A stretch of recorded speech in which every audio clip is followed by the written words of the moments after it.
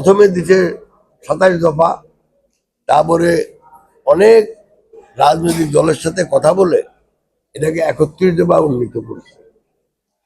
তাকেই সামনে রেখে এবং আরো বিশদভাবে বর্ণনা করে আমাদের দলের ম্যানিফেস্টো দেওয়া হয়েছে।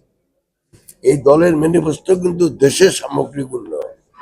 আর আমি যদি সুযোগ পাই তাহলে অবশ্যই আমি ফেনীর একজন হিসাবে 3 জনের ভিতরে তাহলেও সামগ্রিক উন্নয়ন তো আবার মানে নজরে থাকবেই। নিরাপত্তাহীনতা যেটা বললেন সমকাল প্রতিনিধি নাগরিক টিভি, সেটা হলো যে আমাদের ওই প্রতিদ্বন্দ্বী দলের 2-1 বক্তৃতা করছে the like oh I am back. তো উনি ব্যাক ফ্রম হোয়ার? চোর ডাকাইতেরা না এগুলি কয়, এটা তো কোনো নেতা বলতে পারে না। তো তার মানে উনি এতদিন লুকায়িত ছিল। এটা যদি আমাদের ওই যে কিছু কিছু লোক আছে না, তারা ওই জেলে মুক্তি পাইলেও বাইর না, ওই নামগুলা বললাম না আর কি, ওদের কথাবার্তা। তো এই কথাগুলো আমার কাছে একটু সাসপিশিয়াস মনে হয়। একবার বলে আই এম ব্যাক, একবার বলে ওই 12 তারিখের পরে কি হইব না হইব, এগুলি বলাতেই আমরা মনে করি কিছু কিছু লোক তো নিরাপত্তার হুমকি হয়। ওভারঅল ফেনীতে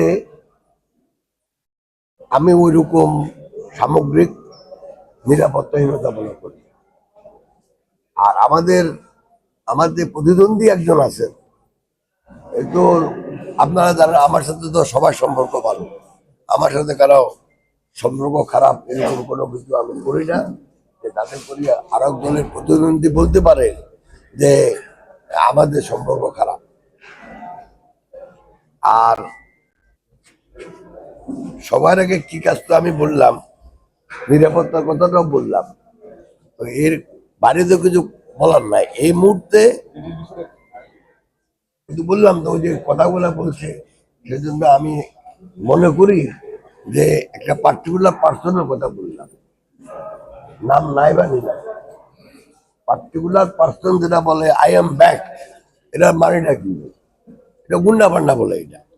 তো যখন গুন্ডা পান্ডারা কথা বলে এগুলি সিরিয়াসলি নেওয়াই ভালো, এগুলোকে ইগনোর করা অনেক সময় খারাপ। তো আবার বলল কি যে 12 তারিখে কি করবে, 12 তারিখ পর্যন্ত আমি বাঁচি রাখি, দোয়া টোয়া করছি আমার জন্য। 13 তারিখে তো বুঝলাম না কি করবো, এই জন্য আগে পুলিশকে জানাই রাখলাম। এর বাইরে এমন কিছু নেই।